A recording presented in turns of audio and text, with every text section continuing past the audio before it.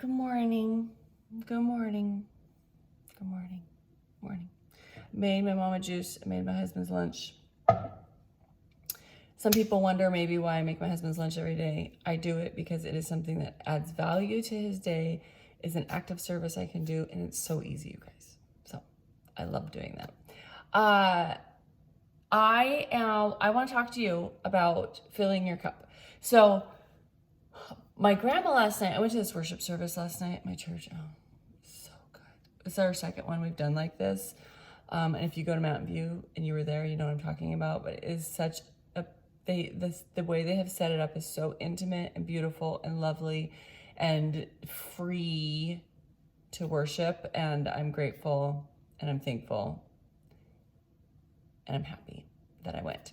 But anyways, as I was going, my grandma, I was telling her that I was traveling. I'm traveling this week for work. I'll probably get on and do one of my IGTVs from the hotel room this week talking about tips for travel. So stay tuned. Though, as I was leaving, I was telling my grandma I was going to be gone for a few days. And she said, I don't know how you do it and how you keep going. I would be so tired and you do so much and all the, she always says that. And whether, I do or don't do so much, which I do keep pretty busy, it kind of dawned on me and I said to her, but Grandma, I'm only doing those things that I know feed me and fill my cup. I'm only doing those things that I know are priority in my life because they are going to be the things that I'm going to also get things out of and I'm going to be blessed by. And so last night I went to this worship service. I still haven't packed. I need to go pack for this week. But I knew that would be important to me to fill my cup. And I think that if you are wondering what you're so busy, right? Because that was me. And you are kind of drowning in all the things, that know that it is okay to say no to certain things.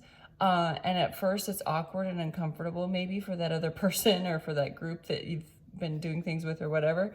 But also know that it is so beautiful when you know that the yes you're going to say is the right yes. Does that make sense? And so I encourage you today to not try to cut all the things out and change your whole world and make it all different and say no to everything. But just start integrating this thought into your mind, okay? So a good example is that there was something that I was involved with in ministry at church. And because it's ministry, I was really had a hard time saying no to it because I thought, well, I should be doing this, right? This is the kind of thought process that we have. But I knew God was asking me to step away for a minute. And so I did. And it felt like it was a pruning and it hurt and I didn't like it and it was uncomfortable, but I knew that it is what needed to happen for me to find some balance. And now I have. And so maybe I can integrate back in. There's some fun things being planned, an area that I've been excited about, but it doesn't have to all happen at once.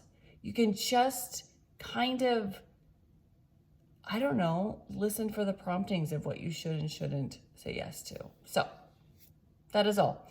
I am glad that I have the things in my life now that fill me up and fill my cup because I get to have time to talk to you. You are a priority to me. You're one of the things that I'm going to take 3 to 5 minutes out each day to talk to. And so, I don't know. And even if I'm talking to, like I said, one person, I'm totally fine with that. But I hope I'm talking to a few more. Find out what fills your cup, lean into it, make the changes. You don't have to do it all at once. Take your time, but do it because it's worth it. I promise.